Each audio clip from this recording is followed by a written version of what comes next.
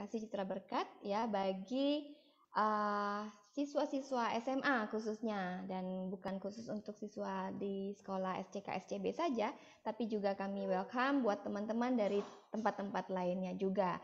Ya, jadi senang sekali teman-teman bisa bergabung, bisa dengan leluasa nanti mungkin menyampaikan pemikiran, pertanyaan sesuai dengan topik kita hari ini yang sangat menarik dan tentu akan juga dikupas lebih jauh lagi oleh seorang yang memang membahas mempelajarinya lebih dalam lagi oleh saudara Hendra Yohanes. Ya, terima kasih sekali lagi dan kita akan sambut MC kita hari ini yang berasal dari Sekolah Citra Berkat Citra Raya Tangerang. Ada Michelle dan Cila. Silakan Michelle dan Cila. Oke, hai semuanya. Saya Michelle Filia sebagai Master of Ceremony hari ini dan akan ditemani oleh teman saya. Saya Kris Delia Andrina, kami berdua dari SMA Citra Berkat Citra Raya Tangerang. Pertama-tama, selamat datang buat kita semua, teman-teman guru-guru yang sudah bergabung di Teamstalk sore ini. Iya, hai semuanya. Kayaknya nggak afdol ya, Cil, kalau kita nggak sapa teman-teman yang ada di sini. Betul banget, Sel. Sore hari ini sudah bergabung teman-teman dari berbagai unit sekolah Yayasan Citra Kasih Citra Berkat, dan juga teman-teman dari luar Yayasan Citra Kasih dan Citra Berkat. Oke, Michelle akan mulai dulu sapa teman-teman yang dari Citra Kasih Jakarta, Citra Kasih Don Bosco, dan juga Citra Kasih Manado. Teman-teman yang sudah disebutkan, boleh dong raise hand-nya atau berikan reaction-nya. Hai. Nah, selain dari Citra Kasih, di sini juga ada dari Citra Berkat Tangerang, Citra Berkat Citra Land, dan juga Citra Berkat Citra Indah. Teman-teman yang disebutkan boleh kasih reaction-nya ya.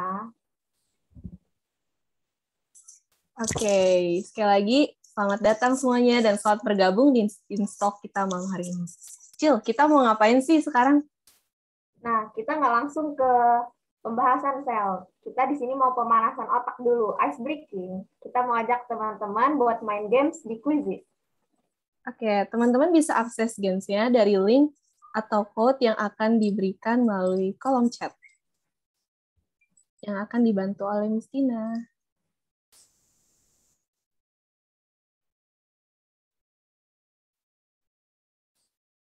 Oke, Miss. Apakah ada kendala, Miss? Nah, oke. Nah, itu dia. Teman-teman bisa akses ya. Kita akan berikan waktu buat teman-teman sekitar 2-3 menit untuk join Quizizz. Cil, Quizizz ini tentang apa aja sih pertanyaannya? Kita di sini mau seru-seruan aja. Kita nggak ngerjain yang susah-susah, nggak dinilai juga, nggak masuk di rapot. Tapi kita mau seru-seruan aja. Cuman dikit kok nomornya buat nanti membuka pikiran kita biar bisa masuk ke materi. Betul. Pertanyaan di Quizizz ini akan berhubungan dengan materi kita hari ini, yang nanti akan disampaikan oleh pembicaranya. Oke, teman-teman bisa join ya. Sudah ada 7 orang. 2 orang ya. Kita tunggu sampai jam 18:10. Oke.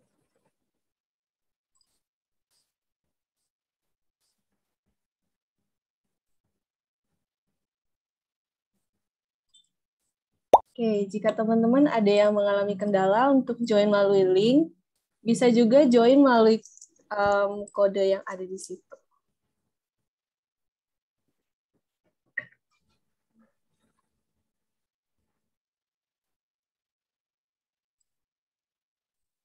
Kira-kira ini ada hadiahnya nggak ya, Sel?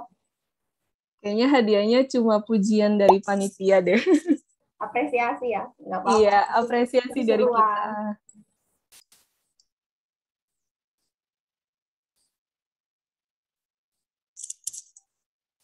Oke, kita akan tunggu lagi teman-teman untuk join ke Quizizz ya. Masih ada 11 orang. Partisipan kita di sini 20 lebih ya. Kita akan tunggu. Jika ada yang mengalami kendala, boleh juga bilang ke kita.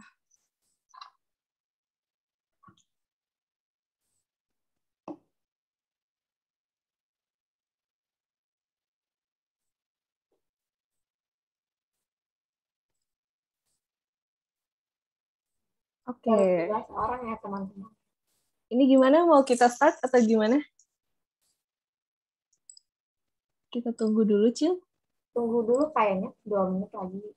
Siapa tahu masih loading-loading. Oke, kita tunggu ya teman-teman sampai 18:10. Bagi teman-teman yang baru bergabung, bisa join quizisnya lewat link yang akan dibagikan. Ini ataupun kodenya.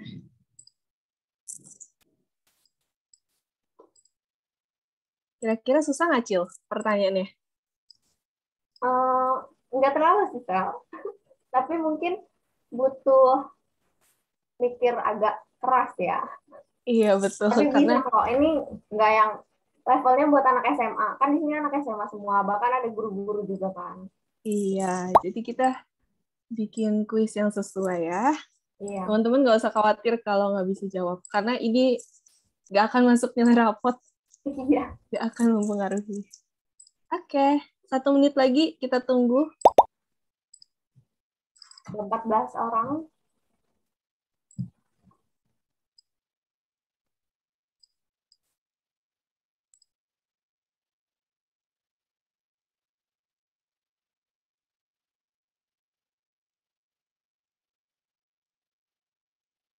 Oh iya, saya lupa ingetin nih, teman-teman yang nggak ada kendala, boleh ya kita open cam bareng-bareng. Karena di sini kita santai-santai aja, mau sambil ngemil, sambil ngopi juga nggak apa-apa. Gitu. Iya, karena Teen Talk kita malam hari ini juga santai ya. Ya, santai banget. Oh iya, bukan hanya open cam, Michelle juga mau ingetin teman-teman untuk rename format namanya sesuai dengan yang sudah diberikan oleh Miss tadi. Oke, dikirim ulang. Udah 6:10 bisa. Kita mulai aja kali ya. Oke, Miss, boleh di-start. Ya, boleh.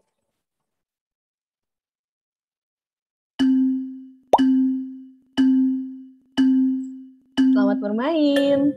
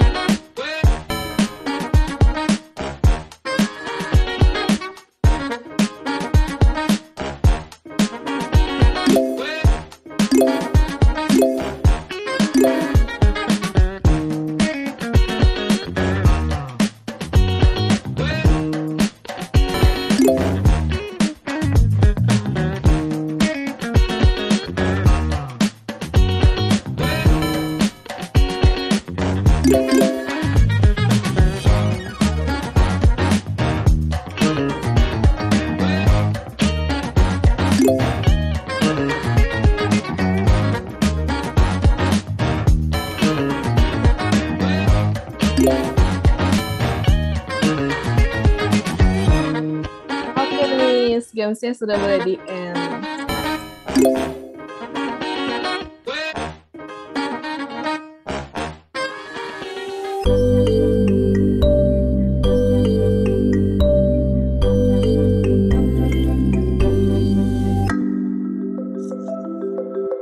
Oke, kita udah dapat pemenang nih, guys. Selamat ya buat para pemenang yang udah. Dan terima kasih juga untuk teman-teman yang udah ikutan. Kita cuma seru-seruan aja di sini. Ini juara satunya Guru Dicil. Ayo Tia ya juara satunya. Iya, selamat. Oke. Nah, sekarang kan tadi kan teman-teman udah jawabin pertanyaan. Sekarang aku yang mau tanya ke Michelle. Oke. Kamu pernah nggak sih Sel kepikiran kenapa kita ini manusia ditempatin di bumi? Kenapa nggak di planet lain? Kalau ini ya, pernah Cil. Tapi Michelle nggak pernah ketemu jawaban yang pas dengan pertanyaan ini. Iya. Terus kamu pernah juga nggak kepikiran kalau bumi ini misalkan nanti udah penuh penduduknya, kira-kira kita bisa nggak pindah ke planet lain? Apalagi pertanyaan ini pasti pernah banget dipikirin sama Michelle dan juga semua teman-teman yang ada di sini. Karena sekarang udah mulai ada penelitian dan percobaan untuk hidup di planet Mars. Nah, seperti soal yang ada di kuisis tadi, bahwa Mars adalah salah satu habitable zone. Tapi sama juga dengan jawaban yang pertama. Kalau Michelle belum ketemu jawaban yang pasti dan pas dengan pertanyaan itu. Iya, aku yakin juga. Nggak cuma kita berdua nih yang bingung dan bertanya-tanya soal dua soal tadi. Nah, malam ini kita akan membahas seputar kehidupan di bumi, Sel. Oke, gimana kalau kita langsung undang pakarnya aja nih? Yuk. Hai Kak Hendra. Silakan Kak Hendra. Oke, gimana nih? Oke. Shalom guys, ya, halo, apa kabar Shalom. semua? Baik. Baik, Kak. Kabar baik. Iya. Gimana hari ini? Kita sama-sama akan membahas satu topik yang menarik nih ya, Earth in Goldilocks Zone. Saya langsung share screen atau gimana? Boleh, Kak, boleh. Langsung dimulai aja. Oke.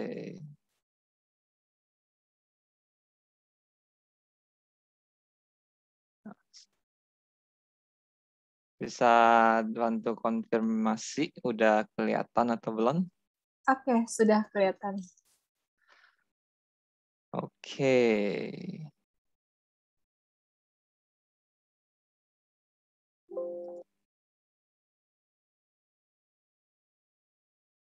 Oke, salam kenal semuanya ya. Shalom.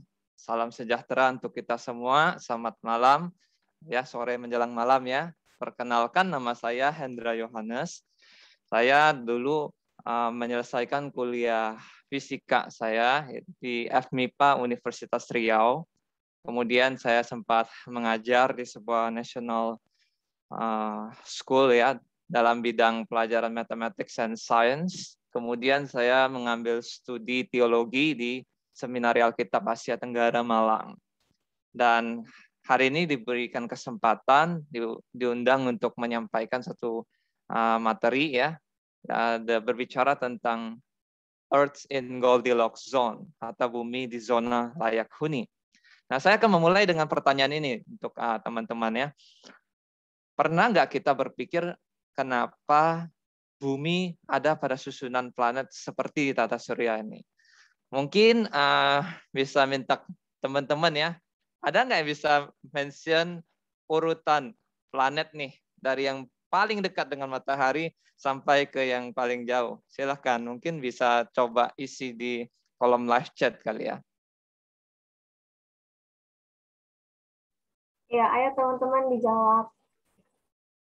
Pasti kita udah belajar kan?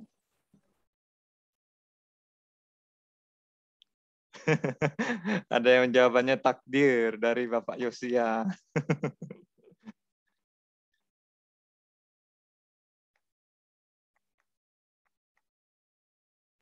Oke, gimana? Atau Cila atau Michelle mau coba? Kasih deh lihat gambarnya lagi ya.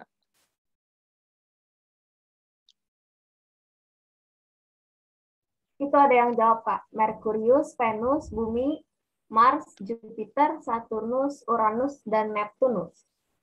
Bener nggak tuh? Coba diulang. Merkurius, Venus, Bumi, Mars, Jupiter, Saturnus, Uranus, dan Neptunus. Benar ya. Oke, saya akan lanjutkan ya. Jadi saya akan mungkin beberapa bagian saya akan ajak untuk teman-teman interaksi. Jadi feel free nanti untuk chat di chat box ya. Dan juga kalau misal atau Cila pengen interaksi juga kita silakan ya. Jadi lebih santai aja. Mengapa ya? Kalau kita pikir-pikir mengapa ya bumi itu ada di posisi seperti di dalam tata surya ini di antara Venus dan Mars gitu ya. Apa sih signifikansinya atau mengapa penting posisi bumi seperti itu ya? Ya, kita akan mencoba melihat lebih jauh hari ini ya. Earth in Goldilocks zone. Bumi di zona like huni. Nah, saya akan memulai dengan memberikan kira-kira gambaran kita mau discuss-nya seperti apa pada kesempatan malam hari ini ya. Saya pertama akan memulai dengan definisi dulu. Apa yang dimaksud dengan Goldilocks zone?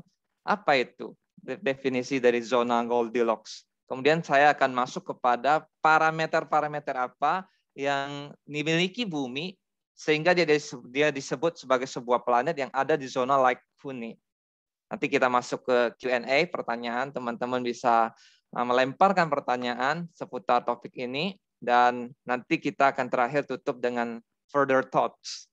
Pemikiran-pemikiran lebih jauh. Apa pentingnya dari semua fakta-fakta mengenai posisi bumi di dalam zona like huni. Oke, saya akan memberikan definisi yang sederhana ya. Jadi kalau kita melihat urutan dari planet bumi itu kan ada di antara Venus dan Mars ya, di dalam posisi yang seperti ini di tata surya kita. Goldilocks zone itu artinya zona yang dapat ditinggali ya, habitable zone, seringkali disebut juga habitable zones. Zona wilayah di mana suatu planet itu mendukung untuk adanya kehidupan biologis seperti itu ya. Nah, kenapa disebut Goldilocks? Kalau teman-teman tahu ada namanya cerita atau dongeng tentang Goldilocks and Three Bears, ya, seorang putri yang berambut pirang yang dia berjalan-jalan di sekitaran rumahnya, kemudian masuk ke hutan belantara. Ketika dia masuk ke hutan belantara, dia menjumpai ada sebuah rumah di hutan dan dia masuk ke dalam hutan itu dan sampai kepada suatu rumah.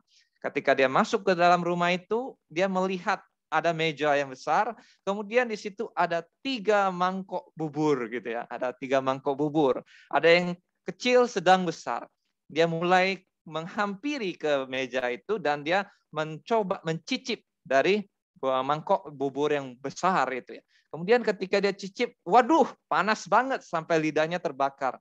Kemudian ketika dia lihat sebelahnya ada mangkok yang berukuran lebih sedang. Kemudian dia coba ya, sepertinya nggak ada asap-asapnya, mungkin nggak panas. Dia coba, dia cicip, dia ambil 1 sendok dari mangkok itu, kemudian yang dia rasakan bubur ini terlalu dingin. Tadi terlalu panas, sekarang yang dia coba cicip, terlalu dingin ceritanya. Lalu dia merasa, nggak enak nih, bubur udah dingin. Kemudian dia lihat di sebelahnya ada sebuah mangkok lagi, dan kemudian dia cicip di situ. Ketika dia cicip, rasanya pas, suhunya tidak terlalu panas dan tidak terlalu dingin. Kemudian dia jalan-jalan di rumah itu, dia lihat ada kursi ya, ada kursi yang paling besar, dia hampiri, dia mau naik. Susah banget, terlalu gede untuk dia bisa naik ke kursi itu. Kemudian dia lihat kursi sebelahnya, waktu dia naikin kok terlalu empuk gitu ya, terlalu lembek untuk dia duduk. Lalu dia hampiri ke kursi di sebelahnya itu, ketika dia duduk, malah kursinya rusak. Dia kemudian jalan lagi di rumah itu, dia masuk ke kamar sebelah, dan dia lihat ada sebuah tempat tidur, kasur. Aduh, udah makan kenyang dari bubur tadi, kemudian dia pengen tidur. Habis makan pengen bobo. Dia coba ke kasur yang pertama, waduh gede banget, gua kayak tenggelam di dalam kasur ini. Dia pindah ke kasur sebelahnya dan dia merasa, aduh, ini kok kayak gimana ya, nggak nyaman, terlalu tenggelam gitu ya, nggak enak posisinya. Kemudian dia pindah ke kasur yang sebelahnya, wah ini pas untuk saya. Tidak terlalu besar, tidak terlalu kelas, tidak terlalu empuk, pas untuk saya. Dan ceritanya kemudian tiba-tiba masuklah 3 beruang ke dalam rumah itu. Ternyata itu adalah rumah beruang. Ada keluarga beruang yang tinggal di dalam hutan itu, dan dia sudah masuk mencobai, mencicipi makanan bubur di rumah beruang itu. Kemudian dia mencoba kursinya dan dia coba untuk tidur di kasur para beruang itu. Ketika dia terbangun, dia melihat ada beruang 3, ada papa bear, mama bear, ada anak beruang, dan dia merasa ketakutan, dia lari kabur dari rumah itu. Teman-teman, ini suatu cerita yang menggambarkan bahwa ada ukuran, ya. Ada katakanlah ukuran yang terlalu panas buburnya, ada yang terlalu dingin, ada yang pas suhunya. Ada juga kursi yang terlalu besar untuk dia bisa duduk, ada kursi yang terlalu tidak nyaman untuk dia duduk, dan ada kursi yang ukurannya pas untuk dia duduk. Begitu juga kasur, ketika dia berbaring di atas kasur, dia sampai pada akhirnya ukuran yang paling pas. Makanya itu disebut Goldilocks zone. Zona yang ukurannya pas gitu ya, untuk mendukung kehidupan. Jadi kalau kita melihat definisinya itu adalah zona like huni. Kalau ada teman-teman mungkin lebih familiar dengan kata layak ya. Di sini pakai kata like. Apa bedanya tuh? Jadi kata layak dengan like itu bedanya sebenarnya mirip-mirip. Cuma bedanya adalah kalau like itu berbicara bahwa memenuhi kriteria tertentu. Jadi ketika dikatakan habitable zone atau Goldilocks zone, itu adalah zona di mana keadaan suatu planet memenuhi kriteria-kriteria untuk mendukung adanya kehidupan di planet tersebut. Nah, itulah definisi dari Goldilocks zone atau zona like huni. Nah, saya ambilkan di sini NASA memberikan satu gambar dan di situ dituliskan Goldilocks zone ya. Part of the hunt for water on other worlds means looking for planets orbiting at a certain distance from their stars. Jadi pencarian air di dunia yang lain, maksudnya planet yang lain, mencari planet-planet yang mengorbit pada jarak tertentu dari bintang atau pusat tata surya mereka. Planet-planet pada zona ini tidak terlalu panas, tetapi juga tidak terlalu dingin. Kondisi yang just right, tepat ukurannya untuk bisa ada air dalam bentuk cair. Nah, kita akan melihat lebih jauh lagi apa yang dimaksud. Parameter bumi di zona layak huni atau lebih tepatnya zona like huni ya. Mengapa bumi bisa mendukung kehidupan? Parameter-parameter apa yang membuat planet bumi ini bisa mendukung kehidupan? Kenapa tidak seperti Merkurius tidak ada kehidupan di sana, atau katakanlah Neptunus ya? Kenapa tidak ada kekayaan makhluk hidup ya, keanekaragaman hayati di planet-planet tersebut? Tapi kalau di tata surya kita di bumi ada begitu banyak spesies, begitu banyak organisme, mulai dari yang berukuran mikro ya, yang tidak kasat mata, sampai ukuran yang begitu besar, misalkan paus biru gitu ya. Begitu banyak keanekaragaman makhluk hidup spesies yang ada di bumi. Pertanyaannya, mengapa bumi bisa supporting life seperti itu? Nah, kita akan lihat beberapa contohnya ya. Pertama, kita lihat jarak bumi dengan matahari ya. Jarak bumi dan matahari itu teman-teman bisa tinggal browsing berapa jaraknya. Tapi saya mau mengajak melihat bagaimana kalau misalkan jarak antara bumi dengan pusat tata surya kita itu matahari mengalami perubahan ya. Dalam satu catatan misalkan jika 5% turun jarak bumi dengan matahari dari yang sekarang ini, itu akan membuat efek gas rumah kaca di atmosfer kita, membuat suhu di permukaan bumi itu 482 derajat Celcius. Teman-teman bayangkan ya, coba kita ada di sebuah planet dengan suhu permukaan planet itu 482 derajat Celcius. Bisa kebayang nggak? Kalau teman-teman ngerebus air nih, katakanlah 100 derajat Celcius, terus ketumpahan ke tangan teman-teman. Atau waktu misalnya ngambil air dari dispenser, dari hot waternya, keciprat atau tidak hati-hati akhirnya kena ke kulit tangan kita. Itu aja udah kepanasan ya, hampir 100 derajat Celcius ya. Coba bayangkan kalau suhu permukaan planet di mana kita berada itu segitu 400 derajat Celcius. Bandingkan dengan planet Venus. Bagaimana bisa ada kehidupan di bumi kalau bergeser? 5% doang loh. Baru bergeser 5%. Tapi kalau misalnya sebaliknya, itu kan kalau jaraknya diperkecil ya. Tapi kalau jaraknya itu diperbesar, lebih jauh lagi dari matahari, 1% aja diubah. Bumi itu akan mengalami zaman es, Ice Age. Zaman es yang terus-menerus. Wah, beku di mana-mana. Nggak ada itu sinar matahari menyinari, dan kemudian ada pohon-pohon hijau, ada bunga bermekaran. Nggak bakal.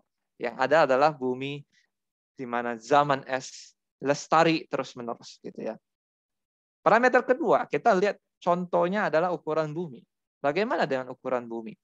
Kalau massa dan diameter dari bumi itu bertambah ya, maka suhu inti planet dan suhu permukaan bumi itu akan meningkat. Ya, jadi ketika massa dan diameter bumi, ukuran bumi berubah, katakanlah dia naik, maka suhu dan inti planet maupun di permukaan planet bumi itu akan mengalami peningkatan. Gravitasi dan tekanan atmosfer juga akan meningkat.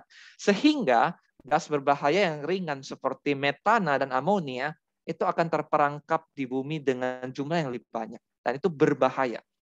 Ya, gas-gas yang berbahaya terhadap kehidupan ya. Metana, amonia. Nah, itu contohnya. Ada yang mau nebak nggak nih? Saya mau coba tanya deh, ada anak IPA nggak di sini? Coba, metana apa nama unsur simbol kimianya? Kalau amonia apa? Sebenarnya kalau tahu udah ada contekannya tuh di depan. Yuk. Yuk, yang anak IPA ngaku. Cila? Karena CH4, Kak. CH4 apa? Metana. Metana. Kalau amonia? NH3. NH3. Iya, contekannya ada di depan. Nggak susah-susah. Kemudian, kalau kita lihat di sini ya, kalau massa dan diameter bumi itu menurun, gravitasi bumi akan menurun. Ya, suhu akan menurun bandingkan dengan planet Mars. Dan atmosfer tidak dapat menahan uap air dan oksigen dengan cukup. Ya, kita tahu bahwa kehidupan di bumi ini sangat membutuhkan uap air ya, uap air di atmosfer kita untuk siklus hidrologi, siklus hujan ya dapat berlangsung, dan juga untuk oksigen yang diperlukan oleh makhluk hidup gitu ya, khususnya makhluk aerob atau anaerob.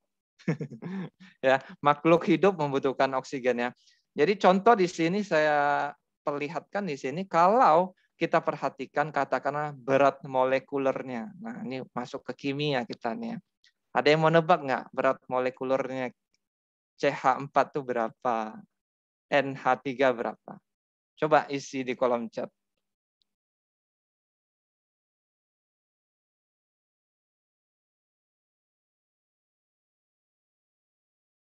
Ya.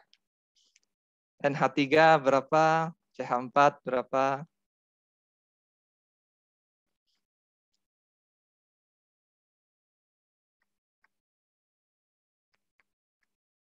Kayaknya pada lupa ya pelajaran kimia. Saya lanjut deh. Kalau CH4 berapa? Ayo. 16. Kalau NH3 17. Ya. Kalau H2O 18 ya. Kalau teman-teman perhatikan, sebenarnya berat molekulernya oksigen itu kan kalau dia dalam bentuk monoatomik ya, 16 ya. Kemudian dalam bentuk diatomik 32. Oksigen yang ada di atmosfer kita itu mayoritasnya dalam bentuk molekul diatomik, 2 atom ya. Jadi itu yang membuatnya lebih dapat bertahan di dalam atmosfer kita. Nah, uap air dan oksigen dengan jumlah yang memadai ini di atmosfer kita dapat mendukung kehidupan di bumi. Tapi kalau ukuran massa diameter bumi ini diubah-ubah ya, dikacaukan, digeser-geser ya, akibatnya akan sangat berbahaya. Contoh misalnya ada gas berbahaya akan terperangkap lebih banyak, lebih lama di dalam atmosfer kita, dan sebaliknya yang dibutuhkan uap air dan oksigen akan menjadi terlalu sedikit. Next. Yang ketiga, lapisan ozon. Nah, lapisan ozon atau O3 di atmosfer kita pada bagian lapisan stratosfer ya. Kalau ozon itu lebih tipis atau lebih sedikit pada atmosfer kita, maka kehidupan biologis di muka bumi akan terancam dengan radiasi energi berlebihan dari luar angkasa ya.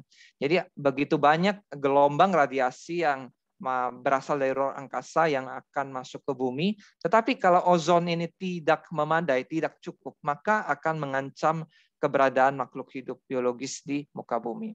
Tapi kalau ozonnya terlalu tebal, terlalu banyak, ya, makhluk hidup akan justru kesulitan mendapatkan cahaya matahari yang cukup, ya.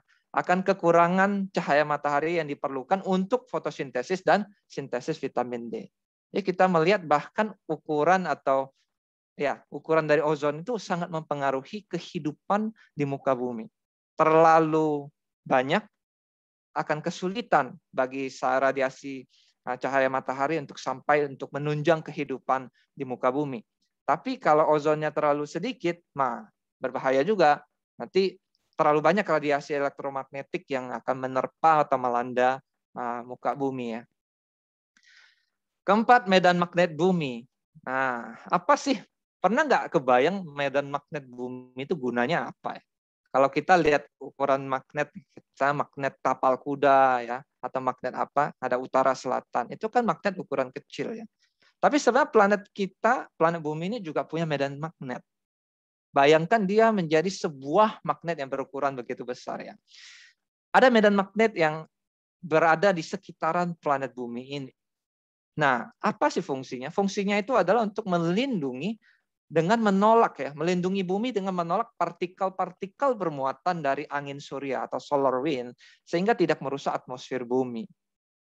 Ya, jadi medan magnet itu menjaga, nggak kelihatan, invisible untuk mata kita melihat, tetapi itu adalah suatu perlindungan, suatu proteksi, suatu perisai yang melindungi bumi dari radiasi elektromagnetik, khususnya angin surya yang pancaran energinya itu sangat tinggi ya dari matahari.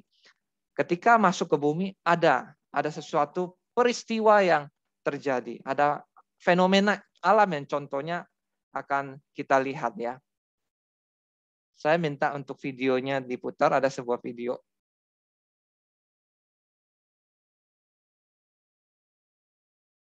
Teman-teman silakan menebak fenomena alam apa yang terjadi di dalam video berikut ini ya.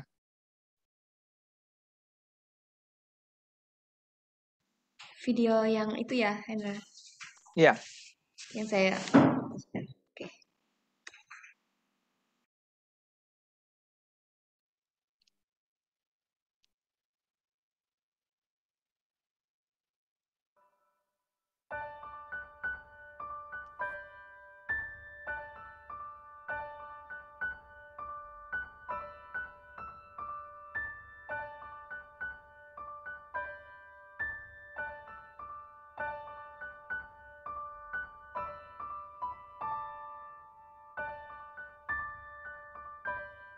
Ada musiknya kan?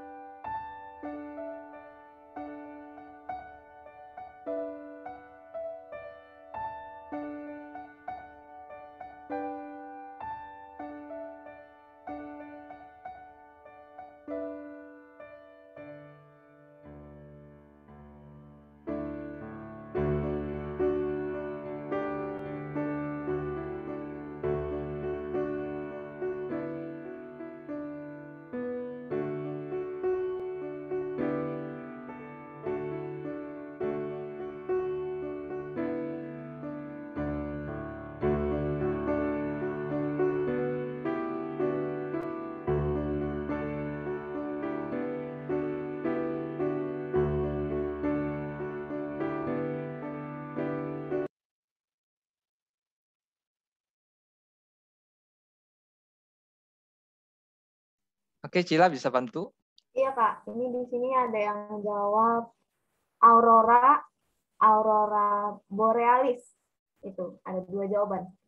Ada yang jawab aurora doang, ada yang jawab aurora borealis.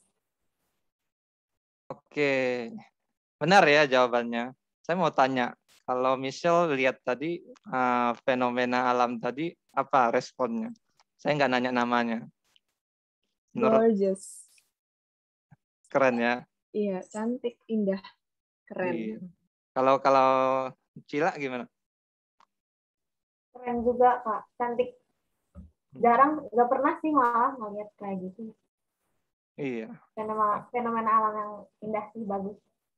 Oke, thank you ya. Saya lanjut share screen-nya.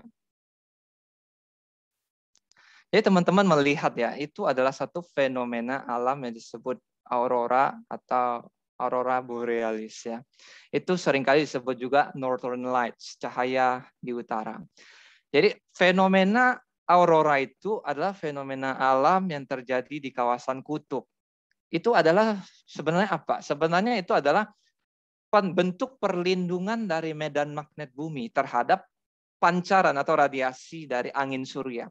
Jadi radiasi dari matahari, angin surya itu berenergi, partikel-partikel berenergi yang sangat tinggi. Dan itu sebenarnya sangat berbahaya bagi kehidupannya, bagi makhluk hidup. Tetapi ketika sampai di bumi, ada medan magnet bumi yang menyelubungi. Ada medan magnet bumi yang membelokkan. Jadi makanya teman-teman lihat pancaran cahaya itu bergerak-gerak ya, seperti menari-nari ya. Jadi begitu indah untuk kita lihat di mata kita. Tetapi itu sebenarnya ada suatu bentuk beautiful reminder. Suatu pengingat bahwa medan magnet bumi itu sedang membelokkan partikel-partikel berenergi tinggi dari matahari yang berbahaya bagi makhluk hidup, tetapi menjadi suatu fenomena alam yang begitu indah. Begitu gorgeous, begitu beautiful ya. Tapi itu sebenarnya ada suatu bentuk pengingat bagi kita bahwa bumi di mana kita tinggal itu banyak sekali ada ancaman, ada bahaya. Tetapi somehow kita terjaga, terproteksi.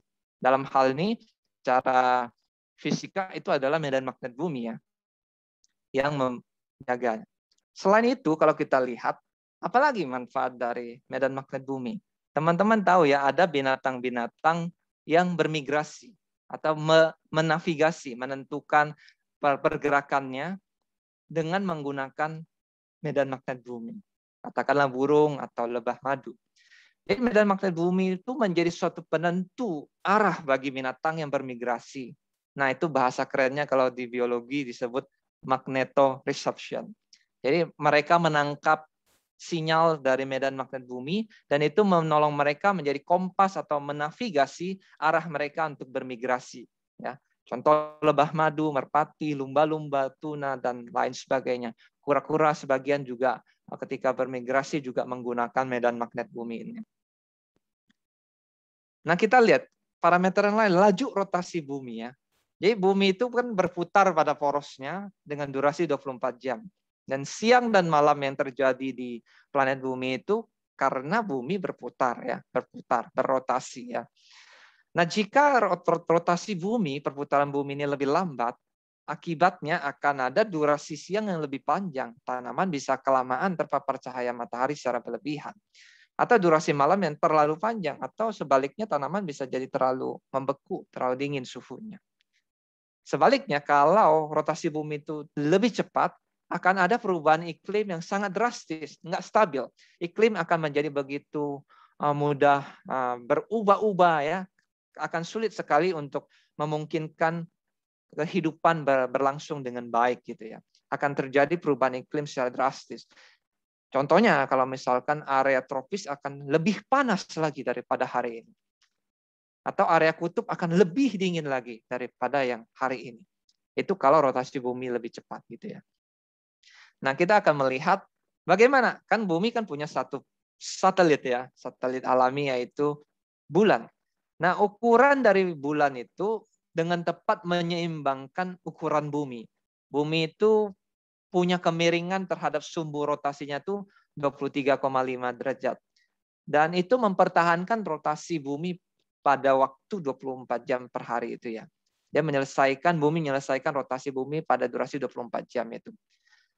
Tetapi kalau misalkan bulan itu lebih gede, ya lebih besar, akan mengakibatkan di bumi mengalami gelombang pasang yang bahkan bisa menenggelamkan wilayah daratan yang begitu luas. Ya, teman-teman tahu apa pasang surut ya? Ada pasang surut air laut. Itu pengaruh dari keberadaan bulan yang mendampingi bumi. Kalau bulan ini lebih besar, dia akan mengakibatkan pasang yang terjadi di bumi itu akan lebih banyak menenggelamkan wilayah daratan. Jadi akan lebih sangat sulit ya melihat daratan lautan itu akan begitu mudah tergeser ke sana kemari gitu ya. Kemudian kalau lebih kecil ukuran bumi, nggak cukup tuh untuk mendukung terjadinya pasang surut air laut.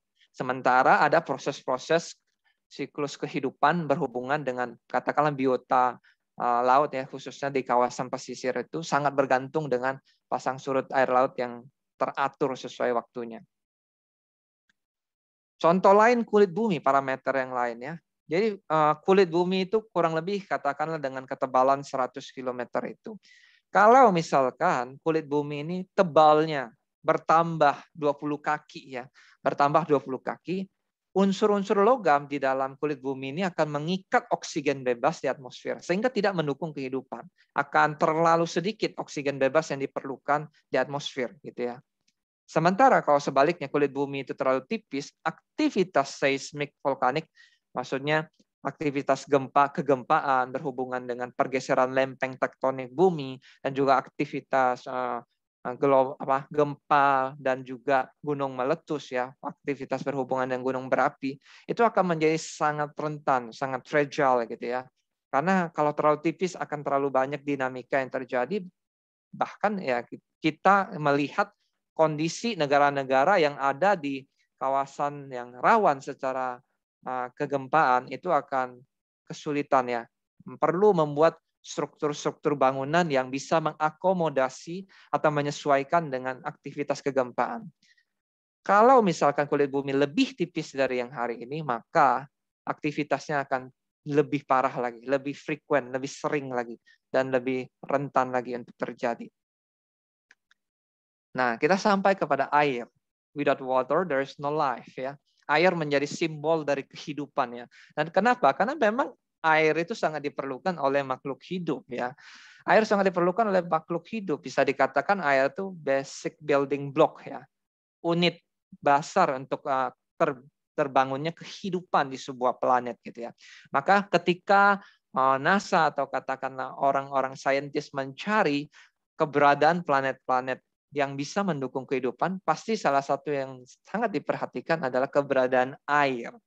Ya, air yang dibutuhkan untuk support kehidupan makhluk hidup begitu ya. Dan air itu merupakan pelarut yang sempurna untuk unsur-unsur kimia yang dibutuhkan untuk kehidupan gitu ya. Nah, kalau kita lihat di sini saya sudah menunjukkan beberapa contoh, ada 8 contoh parameter yang menunjukkan bagaimana planet bumi ini ada pada zona like Huni. Ya. Jarak bumi ke matahari itu pas, tidak terlalu dekat ke matahari sehingga suhunya terlalu panas, atau tidak terlalu jauh dari matahari sehingga suhunya terlalu dingin, seperti katakanlah Neptunus, Uranus gitu ya. Kemudian kita juga melihat ukuran bumi, ukurannya pas untuk bahkan molekul-molekul gas-gas yang ada di atmosfer kita itu bisa ada pada komposisi yang sedemikian. Bisa ada pada komposisi yang mendukung kehidupan makhluk hidup. Dan juga ada ozon ya, yang melindungi bumi kita, atmosfer kita daripada radiasi elektromagnetik dan juga medan magnet bumi. Kemudian laju rotasi bumi pada waktu 24 jam. Kemudian ukuran bulan yang menjadi penyeimbang yang pas dengan bumi, sehingga pasang surut dapat terjadi dengan baik. Dan juga kulit bumi yang tidak terlalu tebal, tidak terlalu tipis ya, dan juga air gitu ya. Nah, saya akan berhenti di sini. Saya akan masuk kepada sesi Q&A. Silakan, Michelle. Oke, sebelumnya thank you ya Kak Hendra untuk sharingnya, pemaparannya pada malam hari ini. Nah, ternyata tadi ada 8 parameter, contoh parameter yang bisa kita lihat mengapa bumi itu menjadi salah satu tempat yang layak huni bagi makhluk hidup. Oke, sekarang kita akan kasih kesempatan untuk teman-teman yang mau bertanya. Iya, kita banyak belajar ya Sel malam ini. Kita Yes, betul. banyak banget yang baru kita tahu pastinya. Nah, teman-teman boleh ya kalau mau bertanya di link chat udah ada link dari Miss Esther yang tadi dikirim link Slido, atau boleh juga melalui chat di Zoom. Atau juga teman-teman bisa bertanya melalui mikrofon langsung, tapi sebelumnya harus raise hand dulu. Nanti akan dipilih 3 orang untuk bertanya secara langsung dengan Kak Hendra.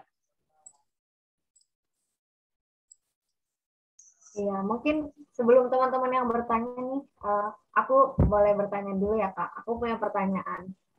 Jadi dari 8 parameter tadi, aku notice 2, yaitu yang pertama ukuran bumi sama lapisan ozon di stratosfer. Nah, kalau dari lapisan ozon itu kan bisa menipis ya. Kalau dari yang saya tahu, contohnya bisa menipis itu kalau dari gas CFC, dari AC. Betul, Kak? Ya, benar, benar. Jadi Nah, memang salah satu isu lingkungan yang terjadi kan penipisan ozon karena gas-gas rumah kaca yang terlalu banyak ya, greenhouse effect ya. Jadi terlalu banyak gas-gas rumah kaca yang pasti akan menimbulkan ketidakseimbangan pada atmosfer kita. Nah, penipisan ozon atau katakanlah jumlahnya itu menjadi berkurang karena justru didominasi oleh gas-gas rumah kaca, itu berhubungan dengan global warming ya, pemanasan global ya. Nah, contoh-contoh misalnya katakanlah senyawa yang CFC itu ya, itu memang merupakan gas rumah kaca gitu ya. Jadi itu akan merusak keseimbangan di atmosfer kita bagian stratosfer ozon itu, betul. nah ya Kak, kan lapisan ozon bisa menipis ya. Aku mau tanya, kalau diameter dan massa bumi itu bisa berkurang atau bertambah gitu nggak Kak? Iya, pertanyaannya. Bisa nggak diameter atau massa bumi ini berubah ya? Jadi memang ada banyak faktor yang bisa mempengaruhi ukuran suatu planet ya. Tapi pada dasarnya saya kira untuk perubahan itu akan terjadi kalau misalnya terjadi misalnya peristiwa yang sangat sangat sangat spektakuler ya. Ya, misalnya terjadi suatu peristiwa fenomena dari katakanlah pengaruh dari luar angkasa atau terjadi something dengan matahari kita sehingga itu bisa berefek katastrofik ya. Nah, berefek yang sangat besar terhadap planet kita. Nah, itu bisa gitu ya.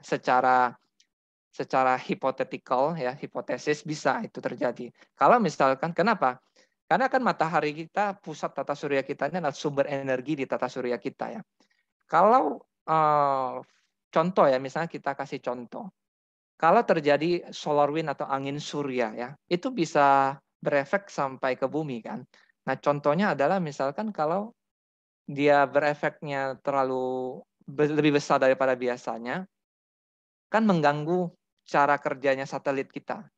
Komunikasi hari ini kan didasarkan pada elektromagnetik ya, gelombang elektromagnetik. Nah, ketika terjadi radiasi pancaran dari matahari yang lebih besar dari biasanya, pasti akan mengganggu kinerja dari satelit kita. Nah, itu aja berpengaruh ya. Itu bergeser sedikit aja terasa gitu ya.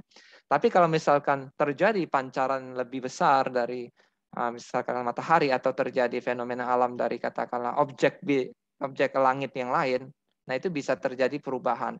Tapi perubahan itu akan terjadi kalau misalkan itu cukup besar skalanya ya, energinya yang terjadi. Cara hipotetikal itu mungkin saja. Oke Kak, terima kasih. Dari Michelle, ada pertanyaan atau langsung ke Slido? Di sini kita ada satu pertanyaan ya. Pertanyaan itu adalah, jika memang benar ada tanda-tanda kehidupan di luar bumi, kenapa kita belum bisa menemukannya? Itu pertanyaannya, Kak. Silahkan. Oke, thank you pertanyaannya ya. Jadi memang kalau bicara tentang pencarian planet-planet di mana ada kehidupan atau tidak, itu berhubungan dengan misalnya proyek besar ya. Proyek besar yang disebut SETI, Search for Extraterrestrial Life. Pencarian untuk kehidupan atau bentuk kehidupan di luar planet bumi gitu ya. Jadi kalau misalkan ada bentuk kehidupan lain di luar planet bumi, kenapa kita belum menemukannya? Jadi memang itu ada satu istilahnya yang disebut, memang sering kali disebut hubungannya dengan pencarian alien gitu ya, pencarian alien ya, atau makhluk yang hidup di luar angkasa gitu ya. Nah, itu biasa disebut Fermi paradox gitu ya. Tapi saya tidak akan menyinggung lebih jauh kepada Fermi paradoxnya ya. Tapi saya akan mungkin nanti masuk kepada seberapa jauh sih sebenarnya sudah pencarian dari planet, eksoplanet ya. Bagaimana dengan parameter-parameter yang sudah diketahui sampai sejauh ini oleh para ilmuwan, para peneliti, para astronom, sejauh apa gitu ya. Nah, mungkin itu dulu kali ya. Mau masuk ke pertanyaan yang berikut atau saya langsung ke sana? Boleh, Mungkin Pak. bisa cek Slido kan? Cek Slido dulu kali ya. Iya, Pak. Di Slido udah ada 3 pertanyaan. Gimana? Tapi Michelle mau kasih kesempatan dulu nih buat teman-teman yang mau bertanya langsung dengan Kak Hendra. Oke, adakah dari teman-teman yang mau bertanya langsung? Kalau tidak ada, kita langsung berpindah ke pertanyaan yang ada di Slido. Oke, kayaknya sejauh ini belum ya. Iya. Silakan, Cil. Di sini ada yang nanya sih, namanya Anonymous. Karena dia mungkin nggak login ya.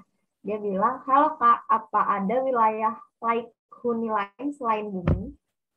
Oke, ya. Mari kita lihat ya. Saya share screen dulu.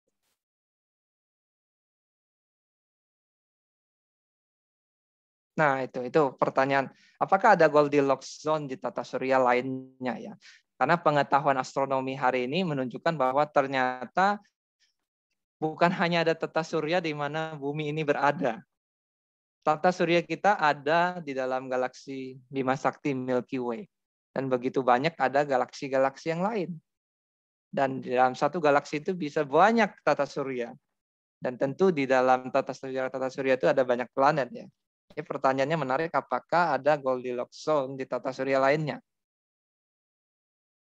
Contoh ya. Ini adalah beberapa contoh eksoplanet yang sudah ditemukan ya. Ditemukan. Dan di sini kita bisa melihat ada yang berlokasi pada wilayah ya, yang katakanlah seperti posisi yang Venus ya, terlalu panas ya, too hot ya, bagian sini. Dan ada yang posisinya terlalu jauh dari pusat tata suryanya, itu terlalu dingin ya. Dan ini zona yang dikatakan sebagai habitable zone, zona like huni itu ya. Jadi kalau kita lihat di sini diagramnya ada banyak nih ya, banyak ya planet, eksoplanet, planet-planet di tata surya lainnya yang ada pada habitable zone ya. Ya kalau ditanya apakah tata surya lain ada habitable zone? Ya ada, tapi pertanyaan lebih lanjut adalah apakah di tata surya itu ada planet yang masuk pada kriteria habitable zone? Apakah planet yang ada di tata surya itu berlokasi di sana? Itu pertanyaannya kan. Jadi tidak semua tata surya mempunyai planet yang ada pada posisi habitable zone gitu. Nah, kalau kita lihat ini bukan di tata surya yang sama ya, bisa macam-macam tata surya, cuman ini dikelompokkan misalkan ini pada skala suhu pusat tata suryanya berapa, kemudian ini skala energi yang diterima masing-masing planet dari pusat tata surya masing-masing. Patokannya di sini kan kita lihat di sini bumi. Nah, ini kondisi idealnya, kondisi habitable zone-nya gitu ya. Tapi kita akan melihat beberapa contoh exoplanetnya ya. Ternyata kalau bicara habitable zone itu bukan cuma bicara jaraknya dari tata suryanya, terlalu dekat, terlalu jauh, bukan cuma itu. Ya. Tapi ada juga faktor-faktor lain, misalkan seperti yang tadi saya singgung masalah ukuran planet bumi ya. Ukurannya itu kurang lebih 1-2 kali ukurannya planet bumi, atau sebagian para peneliti mencoba membuat range yang lebih luas 0,1 dari ukuran bumi sampai 10 kali lipat gitu ya. Mereka biasa istilahkan super earth gitu ya, untuk ukuran yang agak besar gitu ya. Dan pusat tata surya yang berukuran pada suhu 5.000 sampai 6.000 Kelvin ya. Jadi pusat tata surya itu kan bintang. Bintang itu ada banyak kategori. Nah, kategori di mana kita tinggal di tata surya ini, bintangnya itu pada kondisi yang pas gitu ya, dengan perbandingan rasio dengan planet-planet yang mengitari bintang kita ya. Dan juga ada faktor atmosfer kita udah bahas tadi ya. Nah, kita akan lihat contoh eksoplanet yang sudah ditemukan ya. Contoh misalkan di sini ya. Saya mention di sini contoh eksoplanet Gliese 581c ya. Jadi ukuran eksoplanet ini kurang lebih masanya tuh seperti Saturnus ya. Ya, dia mengorbit, memutari sebuah bintang yang ukurannya kurang lebih seperti matahari kita. Dan jaraknya itu 700 tahun cahaya ya di konstelasi atau rasi bintang Virgo. Ya kan? Nah, kemudian kalau kita lihat ini kayaknya ada kecampur slide-nya antara eksoplanet yang lain dengan Gliese ini ya. Nih, saya coba klik di sini, semoga bisa terlihat. Apakah di share screen-nya terlihat dengan utuh? Terlihat tapi tidak utuh, seperti potongan gitu. Oke, sebentar.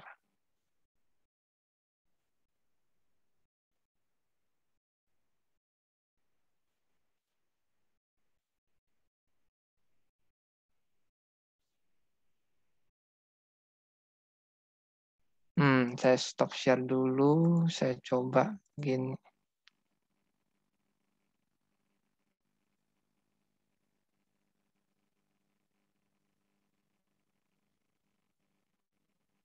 Yang ini udah full?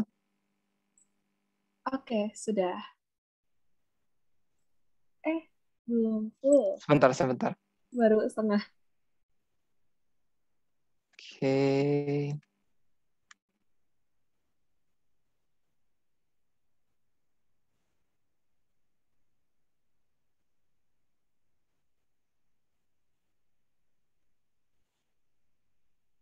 Ini full. Oke, sudah. Oke, ini contoh yang Gliese tadi ya. Nah, kalau misalkan kita lihat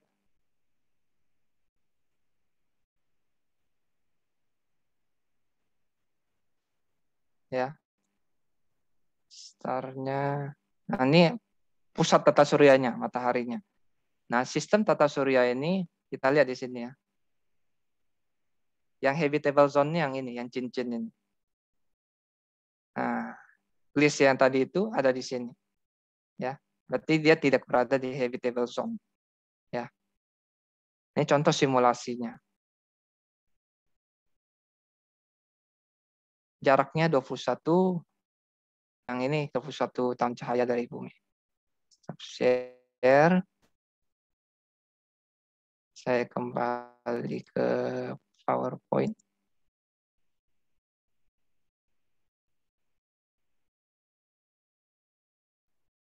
Oke, jadi pada tahun 2007,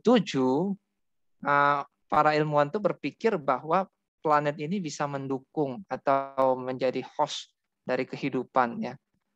Dan salah satu planet dengan eksoplanet ya, dengan kondisi yang berupa bebatuan rocky ya, lebih banyak daripada gas. Karena planet itu jangan dipikir semua planet itu seperti bumi ya.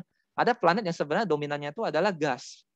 Ya, walaupun kita lihat bentuknya, kalau kita lihat di gambar-gambar ya, bentuknya bundar atau seperti itu ya, atau bercincin seperti Saturnus. Ada jenis-jenis planet yang memang komposisinya itu bukan banyakkan batu, lebih banyakkan gas malah. Ya. Jadi contoh eksoplanet ini ada contoh planet yang cukup berbatu ya, yaitu terestrial gitu ya. Dan sebenarnya agak dekat juga sih dengan habitable zone di tata surya itu. Tetapi ternyata setelah lebih jauh, penelitian lebih jauh mengatakan bahwa permukaan eksoplanet ini terlalu panas untuk memiliki air dalam bentuk cair. Jadi penelitian tentang eksoplanet ini pergerakannya itu sangat cepat ya. Hari ini diklaim wah kayaknya sangat optimis nih untuk mendukung kehidupan. Tapi berapa tahun kemudian Oh, ternyata tidak sesimpel itu ya. Ternyata ada parameter-parameter tertentu di dalam eksoplanet ini yang tidak mendukung kehidupan juga gitu loh. Ini contoh. Ada juga nih, misalkan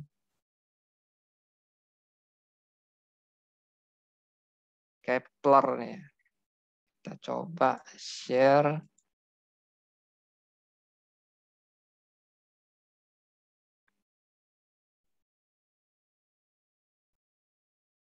Sudah kelihatan? Oke. Sudah, Kak. Ya kan, potentially rocky world. Lebih besar dari bumi ya. Nah ini, Kepler K218b ini ya. Ditemukan 2015, ukurannya disebut super Earth ya. Masanya itu hampir 9 kali lipat bumi, dan dia mengorbit bintangnya butuh waktu 32,9 hari ya. Ini penemuannya tahun 2015 ya. Ini perbandingannya. Perbandingan dengan tata surya kita. Nah, coba kalau misalkan kita punya kecepatan cahaya untuk bisa sampai ke planet eksoplanet itu ya. Dengan kecepatan cahaya 300 juta meter per detik ya. Kalau manusia bisa bergerak dengan kecepatan cahaya, bisa sampai ke sana tuh butuh berapa lama? 124 tahun, saudara. Jadi betapa jauhnya, bayangkan ya, betapa jauhnya. Oke, kita kembali. Saya mau balik ke sini.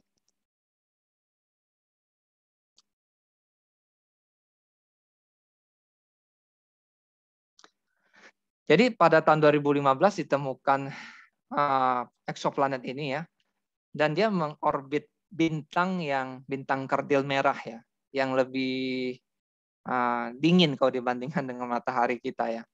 Jaraknya pada 110 tahun cahaya dan pada konstelasi Leo ya.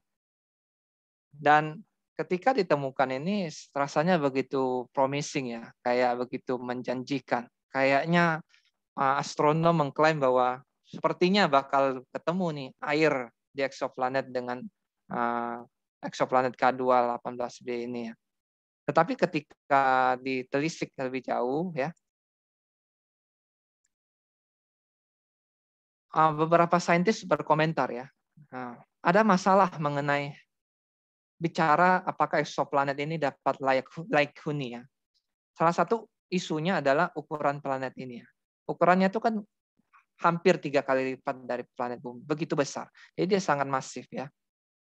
Dan problemnya adalah bagaimana dengan atmosfernya gitu ya.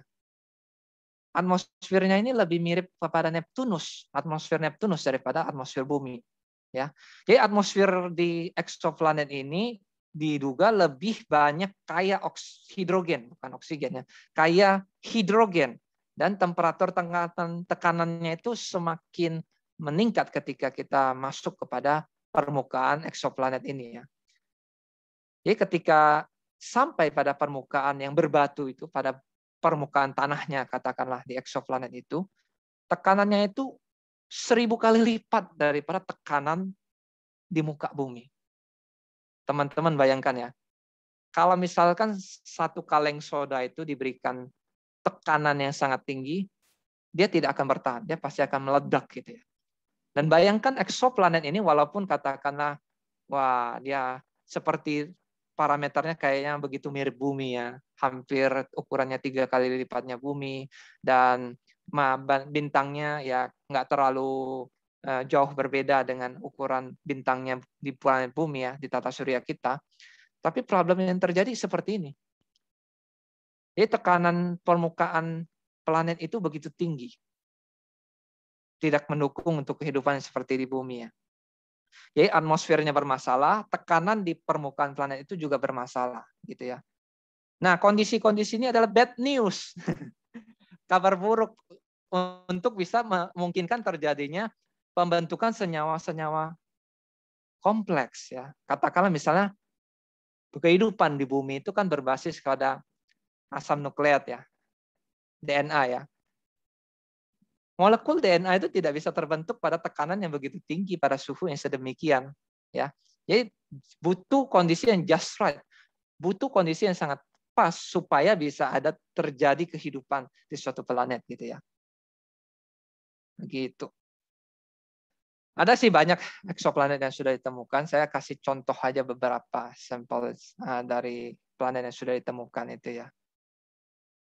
Nah, teman-teman kalau mau tadi mentionnya ukurannya itu adalah jaraknya 1 tahun cahaya. Teman-teman bayangkan ya, cahaya itu bergerak pada kecepatan 300 juta meter per detik. Ya, 300 juta meter per detik. 1 tahun cahaya artinya adalah jarak yang ditempuh oleh foton atau cahaya, ya, dalam kurun waktu 1 tahun. Dan itu kalau misalkan dibuat ke dalam satuan, dikonversi ke satuan kilometer, itu 9,46 kali 10 pangkat 12. Kalau juta, pangkat 6 ya. Kalau miliar, pangkat 9. Pangkat 12 triliun. Bayangkan, 9,46 triliun kilometer.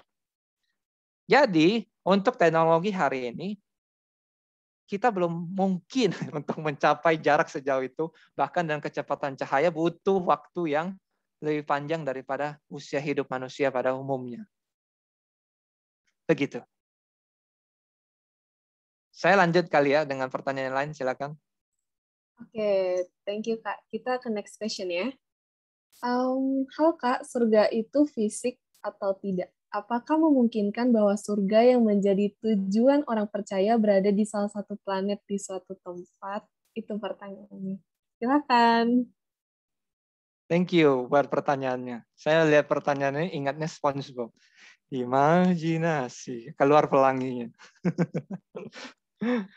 Jadi bagaimana dengan kalau kita bicara tentang surga, apakah material atau imaterial, itu isu teologis yang berbeda ya. Saya kira saya tidak akan bahas ya. Saya ada singgung isu itu dalam salah satu paper ya, artikel yang sudah dipublish di jurnal teologi ya. Saya ada tulis mengenai topik itu, ada singgungannya dengan topik itu. Kalau teman-teman mau akses, bisa silakan akses ya di jurnal teologi UKDW. Nah, itu saya ada bahas tentang langit dan bumi yang baru. Tapi itu dalam perspektif kekristenan ya. Maksudnya di antara orang-orang Kristen sendiri punya pandangan surga yang bermacam-macam nih ya. Jadi pada umumnya mungkin akan berkata surga itu immaterial ya. Tidak berbentuk fisikal. Tapi itu menjadi satu pertanyaan teologis ya. Saya kira saya tidak akan bahas lebih lanjut seperti itu, dan saya tidak mau bermaksud berspekulasi itu adalah salah satu surga di eksoplanet sana ya, yang kita mesti pergi ke sana untuk mencapai surga. Dalam kekristenan ya, manusia tidak bisa mencapai surga, karena itu butuh someone dari surga, yaitu Yesus Kristus datang ke dalam dunia menjadi juru selamat, menggantikan kita untuk menerima hukuman dosa sehingga kita diampuni dan diberikan anugerah hidup yang kekal. Itu secara ringkas ya. Jadi kalau ditanya mengenai imajinasi seperti itu, saya tidak mau berspekulasi seperti itu ya. Apakah itu somehow adalah surga yang akan datang gitu ya? Tidak ya. Itu akan menjadi satu isu teologis yang berbeda lagi. Thank you. Oke, sebelum ke pertanyaan selanjutnya, di sini ada teman-teman nggak yang mau tanya secara lisan? Boleh open mic, raise hand lalu open mic. Kita kasih kesempatan. Kalau tidak ada, kita langsung lanjut lagi ke Slido. Karena masih ada beberapa pertanyaan. Sepertinya belum ada ya, Sel. Kita lanjut aja. Jadi di Slido-nya ada 2 pertanyaan yang kayaknya bisa dijadiin satu karena sama-sama bertanya tentang Mars. Jika manusia hidup di Mars sejak awal kehidupan, apakah manusia akan menyesuaikan diri atau beradaptasi dan bagaimana bentuknya? Lalu gimana dengan rencana Elon Musk yang akan membuat koloni di planet Mars? Apakah memungkinkan, Kak?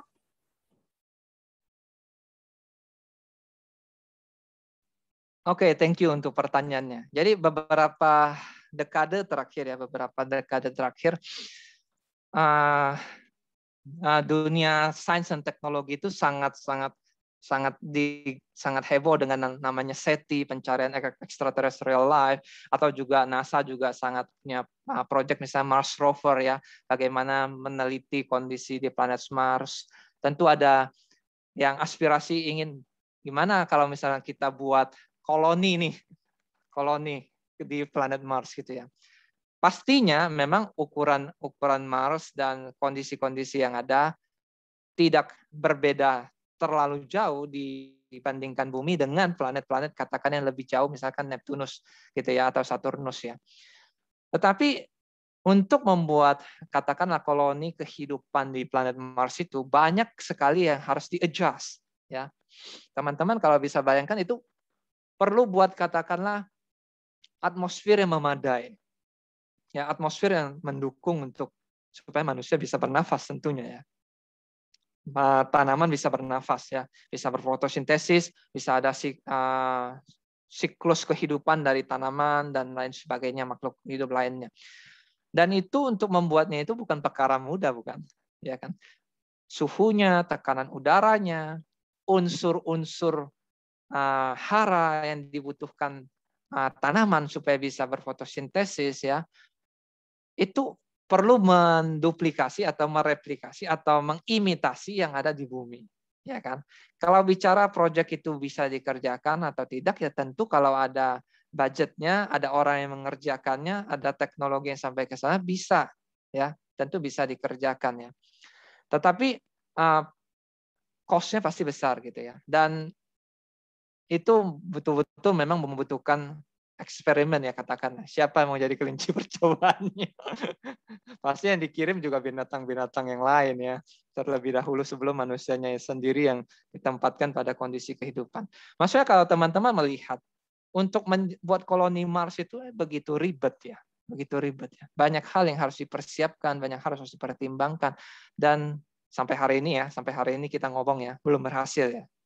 Ya, kita masih banyak berbicara lebih banyak ke travel space, bagaimana kita bisa pergi ke luar angkasa dengan lebih mudah, dan belum lagi nanti isu-isu yang menyertainya, karena bicara tentang roket atau dan lain sebagainya, belum lagi polusi yang ditimbulkan, isu lingkungannya banyak ya. Tapi tetap aja ada ambisi untuk katakan misalnya Elon Musk untuk kita sampai kepada koloni Mars. Kayaknya kalau kita bisa menguasai planet lain tuh kayak punya kebanggaan tersendiri ya. Itu satu sisi ya. Tapi sisi yang lain coba berpikir. Bagaimana kita mengelola bumi ini? Bagaimana kita mengelola bumi ini? Bumi tambah hari tambah buruk atau tambah bagus buat manusia. Terus kalau planet lain kita masuk, katakanlah proyek itu berhasil ya. Apakah Mars akan lebih baik dengan kehadiran bumi atau tidak? Teman-teman kalau lihat dulu ada misalkan kartun atau karikatur ya, bumi di antara planet-planet lain ya, di tata surya kita. Terus bumi itu kayak diledek, aduh kamu sengsara banget ya, kamu kok susah banget ya, kacau balau lo ya, gara-gara ada manusia sih. Because there are human on you, gitu ya. Sementara planet lain kayak aduh aman-aman adem-adem ya. Itu semacam sindiran bagaimana manusia itu tidak mengelola lingkungan dengan baik. Dan apakah ketika bisa mengkolonisasi planet lain, akankah kehidupan di planet itu menjadi lebih baik? Kalau bisa ada kehidupan di sana, bagaimana? Apakah akan lebih baik? Gitu kan? Itu kali. Oke, thank you Kak. Kita ke pertanyaan selanjutnya. Ada nggak sih planet yang bisa menciptakan air yang layak buat diminum selain di bumi? Silakan Kak. Ya itu yang dicari oleh orang-orang yang katakan mungkin kalau orang pesimis bilang kurang kerjaan, kita udah di bumi, hidupnya sudah ada air, oksigen, sibuk cari yang lain. Ya iyalah bumi yang ditinggali mau rusak ya, dirusak terus sama manusia. Jadi itulah namanya proyek pencarian eksoplanet itu. Planet yang berada pada Goldilocks zone gitu ya, pada zona like huni gitu ya. Apakah sejauh ini sudah ditemukan sampai air di mana kalau misalkan kita sampai di sana kita bisa minum? Saya kok agak skeptis ya. Karena misalkan katakan beberapa klaim yang sudah menemukan katakan uap air di sana itu sebenarnya bukan karena teleskopnya sudah masuk ke atmosfer situ ya. Jadi ada beberapa cara bagaimana mengidentifikasi atau mendeteksi keberadaan eksoplanet. Saya tidak jelaskan panjang lebar di sini karena itu jadi kuliah astronomi nanti kita. Tapi poinnya adalah belum ada nih teknologi kita yang sampai benar-benar bisa ngambil sampel. Ya, kita kebanyakan berdasarkan teleskop yang dikirim, misalnya Kepler atau lain sebagainya ya. Itu contoh Kepler yang banyak saya tadi kasih lihatin ya. Itu eksoplanet yang banyak ditemukan dengan teleskop Kepler. Nah, ketika teknologi hari ini mendeteksinya itu bukan berbasis, jangan dibayangkan oh sudah ada tuh pesawat yang masuk ke dalam atmosfer planet itu dan bisa mengambil sampel air yang bisa diminum. Belum.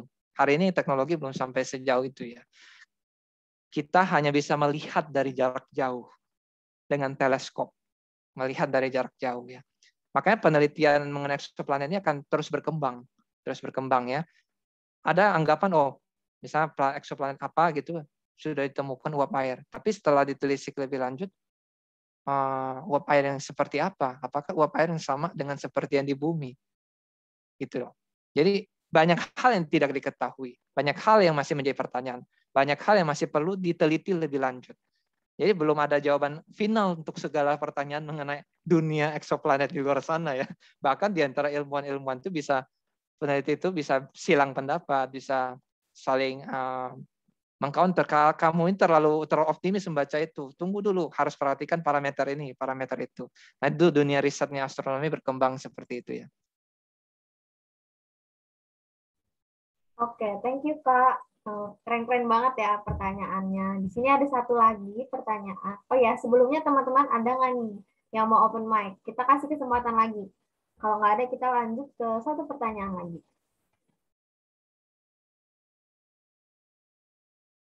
Tidak ada. Di sini ada pertanyaan. Adakah peristiwa yang membuat medan magnet bumi rusak sehingga berdampak buruk bagi bumi dan isinya? Iya, kalau bicara medan magnet bumi ya, para peneliti menunjukkan ada pada masa katakanlah jutaan tahun yang lampau itu ya, ada dinamika-dinamika yang terjadi medan magnet bumi. Karena itu kan berhubungan dengan proses yang terjadi dalam inti bumi gitu ya. Jadi kalau misalnya terjadi katakanlah perubahan, misalkan sampai ada perubahan berapa derajat pergeserannya, pasti ada efeknya gitu ya. Kalau dalam sains tentu kita tahu namanya pasti tidak asing dengan namanya hukum sebab akibat, aksi reaksi gitu ya. Ketika terjadi sesuatu pasti ada dampak yang ditimbulkan gitu ya. Gitu. Setidak-tidaknya itu pasti berhubungan dengan, kalau medan magnet bumi ya berhubungan dengan itu, masalah proteksi bumi terhadap radiasi elektromagnetik yang masuk ya. Itu pasti akan efek ke sana. Terus kedua pasti ngefek dengan binatang bernavigasi dengan magnetoreception tadi, dengan medan magnet bumi. Pasti mereka jadi bingung, bisa hilang arah, tidak tahu arah dan tujuan, tidak tahu kemana pulang. Gitu ya. Oke Kak, di sini ternyata kita masih ada 2 questions. Pertanyaan yang pertama, apakah bumi sudah memang terlanjur rusak sehingga harus meneliti planet lain? Silakan boleh dijawab Kak. Ya kalau bicara sains ya, sains itu kan bergerak dari kuriositas ya, curiosity. Pengen tahu nih, ilmuwan tuh punya rasa ingin tahu. Ya, bagaimana? Apakah planet kita itu adalah satu-satunya planet yang ada di seluruh alam semesta ini? Penelitian sains berkembang, ternyata kita bukan tata surya satu-satunya. Kita hanyalah satu tata surya di antara begitu banyak tata surya di galaksi Bima Sakti ya. Dan bukan hanya ada galaksi Bima Sakti, ada galaksi Andromeda, ada galaksi yang lain-lain ya. Teman-teman yang senang astronomi begitu banyak galaksi yang bisa di-mention ya. Dan di antara itu ada klaster-klaster galaksi lagi. Nah, masakan dari seluruh begitu banyak planet-planet yang ada itu nggak ada kehidupan gitu loh. Pertanyaan dari kuriositas gitu ya.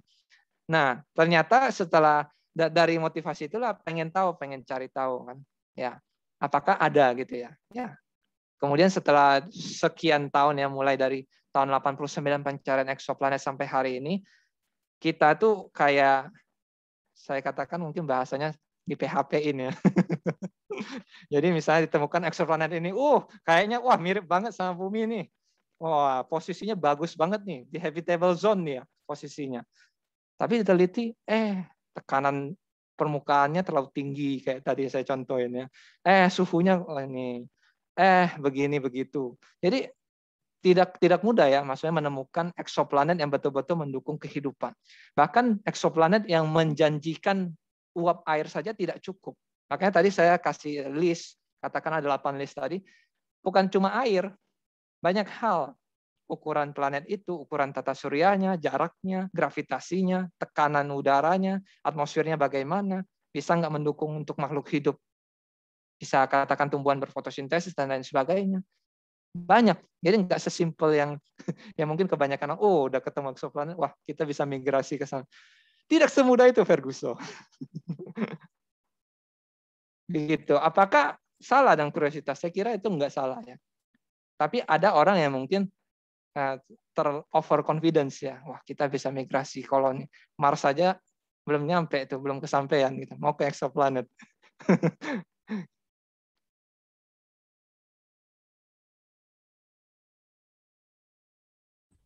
Oke, mungkin ini last question ya, Kak. Dari Slido ada satu pertanyaan lagi. Halo, Kak, apakah mungkin eksoplanet mempunyai mineral-mineral baru? Bisa jadi. Bisa jadi. Mineral-mineral yang beda dengan yang ada di bumi. Kita kan belum ada penelitian, seperti saya bilang, belum ada penelitian yang bisa mengambil sampel dari eksoplanet itu. Itu kita mainnya semua pendeteksiannya dari jarak jauh, ya. Karena jarak itu jutaan tahun cahaya, ya. 1 tahun cahaya itu aja tadi saya udah mention ya, 9,46 triliun kilometer. Gitu. Makanya misalnya tadi kita buat hipotesis nih, kalau kita bisa mencapai kecepatan cahaya, misalnya tadi ada eksoplanet saya mention kan, butuh 120 tahun untuk sampai ke sana. Itu udah kecepatan cahaya loh. Dan hari ini apakah kita bisa bergerak dengan kecepatan cahaya? Einstein berkata itu partikel. Tidak ada dalam bentuk makhluk hidup molekuler seperti kita. Jadi itu memang imajinasi tingkat tinggi ya. Apakah manusia bisa mencapai kecepatan cahaya? Sampai sekarang belum bisa.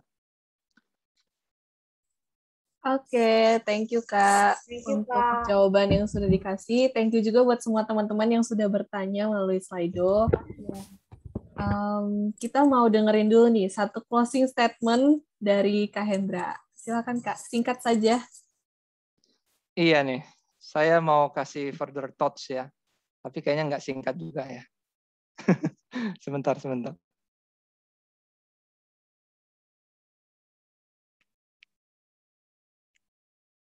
Oke.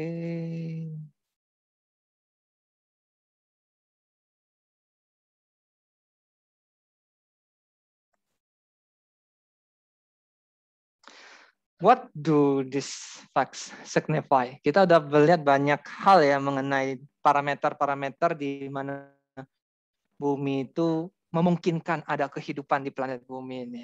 Apa sih artinya, maknanya dari semua data-data tadi ya? Data-data kondisi bumi, jaraknya, atmosfernya, begitu ya. Secara saintifik seperti itu. Nah, saya kutipkan seorang ilmuwan astronom yang bernama Sir Fred Hoyle ya. Hoyle ini berkata gini, there is a coherent plan in the universe, though I do not know what is a plan for. Ini bukan seorang ilmuwan yang religius atau percaya Tuhan ya. Katakanlah seorang fisikawan yang sekuler ya. Dia berkata ada rencana atau rancangan yang koheren, teratur gitu ya, kayak nyambung begitu ya di dalam alam semesta. Meskipun saya nggak tahu itu untuk apa rencana itu, rancangan itu ya. Seorang ilmuwan berkata seperti itu ya. Hoyle berkata seperti itu dan dia sebenarnya sangat anti dengan teori Big Bang. Kenapa? Karena bagi dia teori Big Bang itu kayak begitu mirip dengan iman kepercayaan katakanlah iman kepercayaan kekristenan, atau agama-agama yang mempercayai bahwa ada Tuhan sang pencipta alam semesta. Nah, dia sangat anti dengan teori Big Bang itu.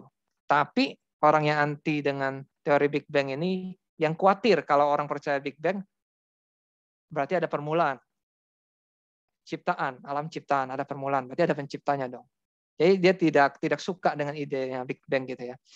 Tapi orang yang sama ini juga berkata, ada rencana, ada rancangan, ada sesuatu yang teratur, tertata di dalam alam semesta. Walaupun dia nggak tahu tujuannya apa gitu.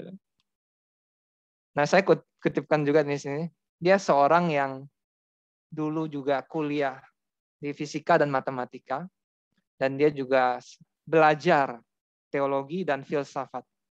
Doktoralnya dalam filosofi, dan dia mengajar di sebuah kampus di Prancis sana ya.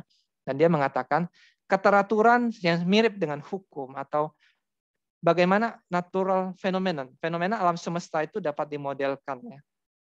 Itu adalah asumsi-asumsi yang tidak dipertanyakan, yang mendasari semua penelitian saintifik ya. Ada keteraturan yang mendasar, yang mendalam di dalam alam semesta, yang memungkinkan adanya praktek sains. Kalau tidak ada keteraturan, nggak perlu ada sains gitu loh. Nggak bisa ada sains gitu. Karena sains mencoba meneliti pola-pola, memahami yang ada dengan pola-pola matematika, hukum-hukum fisika, kimia gitu ya. Secara khusus, hukum-hukum alam itu tidak menjelaskan dirinya sendiri. Dia mendeskripsikan sesuatu dengan fenomena yang terjadi di dalam alam semesta. Tetapi dia tidak bisa mendeskripsikan, menjelaskan dirinya sendiri. Bagi Lydia Jaeger ini, hukum-hukum alam ini paling pas dipahami sebagai traces of the Creator's handwriting. Jejak-jejak tulisan tangannya Tuhan, pencipta. Seorang teolog, seorang filsuf, seorang bapak gereja bernama Agustinus dari Hippo, dia berkata, banyak orang membaca kitab suci, ya, buku atau kitab suci, untuk menemukan Allah. Tetapi ada kitab yang lebih besar. Ya, kitab yang lebih besar itu adalah ciptaan. Alam ciptaan yang terlihat ini. Lihatlah ke atas dan di bawah kamu. Perhatikan, bacalah kitab yang begitu besar itu. Allah yang kamu ingin temukan itu tidak tertulis dalam tinta-tinta huruf, tetapi di depan mata kamu ketika kamu melihat alam yang Allah ciptakan. Alam semesta yang sedemikian indah, keteraturan di dalamnya. Saya contoh tadi fenomena aurora borealis tadi, begitu indah, begitu kita heran ya, takjub melihatnya. Dan Allah yang mendesain alam semesta ini. Seperti dikatakan Nabi Yesaya 45 ayat 18, for this is what the Lord says, he who created the heavens, he is the God who formed the earth and made it. He established it and did not create it as a waste place, but formed it to be inhabited. Tuhan Allah menciptakan bumi dan bukan sebagai tempat yang terbengkalai, yang tidak mendukung kehidupan yang kacau balau, tetapi membentuk bumi menjadi suatu tempat yang dapat ditinggali, inhabited, dapat didiami, mendukung kehidupan supaya manusia bisa hidup di muka bumi. Tuhan Allah yang menciptakan alam semesta dan bumi di mana manusia tinggal. Seorang profesor Oxford ya, dia meneliti, dia belajar biofisika ya, Profesor Alistair McGrath ini, dan juga dia seorang apologis ya, seorang yang membela iman kekristenan dari serangan-serangan ateisme ya, apalagi misalnya ateisme yang mencoba memakai sains untuk mengatakan kalau kamu percaya sains, kamu tidak bisa percaya Tuhan itu ada. Nah, dia mengcounter tuduhan-tuduhan dari para ateis yang menggunakan sains untuk mensupport ketidakpercayaan mereka kepada eksistensi Tuhan gitu ya. Dia berkata seperti ini. Dunia alam ciptaan itu dihargai dan dinilai berharga karena kapasitasnya untuk menunjuk, mengarahkan kepada sesuatu yang lebih besar. Keindahan alam ciptaan itu menunjuk pada keindahan yang lebih besar, yaitu keindahan Allah sendiri sebagai sang pencipta atas alam semesta. Itu alasannya mengapa banyak teolog Kristen sepanjang abad itu merekomendasikan mendukung studi ilmu alam, studi natural science, menegaskan suatu motivasi religius yang mendasar untuk mempelajari alam semesta. Karena alam ini adalah ciptaan. Jadi bukan sekedar curiosity atau keingintahuan semata.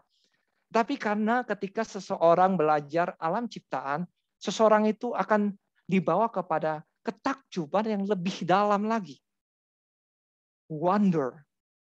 Ini alam semesta yang diciptakannya sudah sekeren ini, sekompleks ini, serumit ini, dengan seindah ini. Bagaimana penciptanya?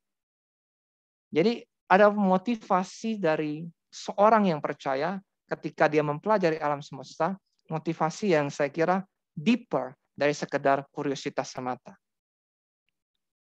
Earth in Goldilocks zone. Ada keteraturan, ada tatanan di dalam alam ciptaan. Dan itu menunjuk, pointing, mengarahkan kita kepada Allah pencipta yang cerdas, yang bijaksana, yang mendesain, yang mengatur dengan segala pengaturannya. Supaya katakan di bumi ini kita manusia bisa hidup. Dan dari semua yang kita lihat tadi, kasih Allah ditunjukkan. Pemeliharaan Allah, kepedulian Allah, mendesain bumi di mana manusia bisa tinggal. Respon apa yang mungkin? Respon yang masuk akal, yang logis, yang wajar, yang appropriate adalah kita bersyukur. Selama ini mungkin kita take it for granted. Wah, kita bernafas, udah. Oksigen ada, udah, nggak mikir. Udah sesak nafas, cari tabung oksigen, baru tahu ternyata oksigen itu mahal ya. Susah ya. Waktu COVID ini kan banyak orang yang misalnya butuh oksigen, cari tabung oksigen, begitu kesulitan. Sementara kalau kita masih sehat-sehat hari ini, adakah kita bersyukur dengan nafas hidup yang bisa kita hirup, oksigen yang masih bisa kita hirup, dan kita nggak bayar untuk oksigen yang kita hirup hari demi hari ini? Apakah kita bersyukur bahwa Tuhan memelihara kita, mendesain bumi kita sedemikian rupa, sehingga manusia itu bisa hidup di bumi. Dan responsibilitas, tanggung jawab kita dalam mengelola dunia ini. Bagaimana kita mengelola bumi ini? Apakah kita memelihara lingkungan di mana alam ciptaan Tuhan jadikan dan tempatkan kita di dalamnya? Apakah kita menjaganya, merawatnya, atau justru menghancurkannya, merusakkannya, membuat polusinya? Mari kita menjaga bumi yang Tuhan sudah berikan kepada kita, supaya kita bertanggung jawab mengelolanya. Saya kira ketika kita melihat bumi di dalam zona laik huni, kita harusnya lebih bersyukur lagi dan lebih bertanggung jawab lagi di dalam kita mengelola bumi, di mana dunia Tuhan berikan kepada kita di bumi, di mana kita tinggal, dan kita mengelolanya dengan sebaik-baiknya. Karena Tuhan begitu mengasihi kita dan memperdulikan kita dan menyatakan pemeliharaannya atas kehidupan kita, sehingga kita masih hidup hari ini. Thank you. Iya, benar banget, Kak. Thank you so much, Kak, untuk closing statement-nya. Nah, sebelum kita mengakhiri acara hari ini, teman-teman boleh dong kita open cam semua, karena kita akan foto bareng dibantu oleh Miss Tina. Oh iya, jangan lupa juga untuk teman-teman mengisi Google Form feedback yang sudah dibagikan di kolom komentar. Form feedback ini diisi oleh teman-teman yang dari SCK-SCB maupun yang dari luar SCK-SCB. Mungkin Miss Tina boleh dikasih aba-aba kalau sudah.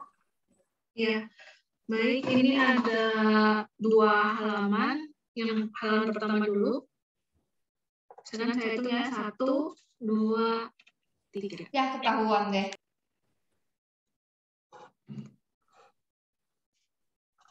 Dibuka ya kameranya ya. Ya, kayaknya Miss Tina nih baru pada buka nih. Jadi, bisa lagi ya. ulang lagi ya. 1, 2, 3. Smile. Oke. Halaman kedua. Sebentar. Oh. 1, 2, 3. Oke, sudah. Oke, mari kita kasih applause buat Kak Hendra yang sudah menjadi pembicara kita hari ini. Thank you Kak untuk sharingnya. Dan Thank you tidak untuk terasa, partisipasi teman-teman, buat pertanyaan-pertanyaannya, buat partisipasi teman-teman semua. Thanks. yes, thank you Kak. Thank you. Sekali lagi, Misha mau ingatkan, jangan lupa untuk mengisi form feedback. Di situ ada beberapa pertanyaan, dan salah satunya teman-teman bisa mencurahkan ide teman-teman mengenai Beanstalk selanjutnya. Jadi apa yang akan kita bicarakan, sesuai dengan apa yang teman-teman inginkan, bisa dicurahkan di situ. Oke, tidak terasa ya, Cil, kita udah di penghujung acara hari ini. Oke, saya Krisdeliandrina. Saya Michelle Pilia, kami sebagai Master of Ceremony Tim malam ini mengucapkan terima kasih banyak kepada pembicara, guru-guru, dan teman-teman yang sudah bergabung malam ini. Teman-teman dari Yayasan SCK SCB dan juga teman-teman dari Pemantang Siantar, Kediri, Pontianak, Manado, Malang, Bandung, Jambi, Surabaya, Ambarawa. Dan terima kasih juga untuk respon positif yang telah diberikan dari teman-teman, pertanyaan itu. Maaf jika sepanjang acara pada malam hari ini ada perkataan atau tingkah laku kami yang kurang berkenan. Okay. Sampai jumpa di tim selanjutnya. Makanya sampai ketemu lagi bulan depan.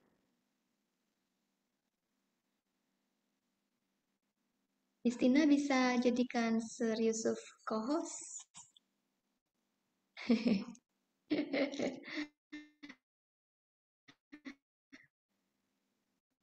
Ya, oke. Teman-teman, iya, Sir Yusuf tadinya rencana mau play music ya.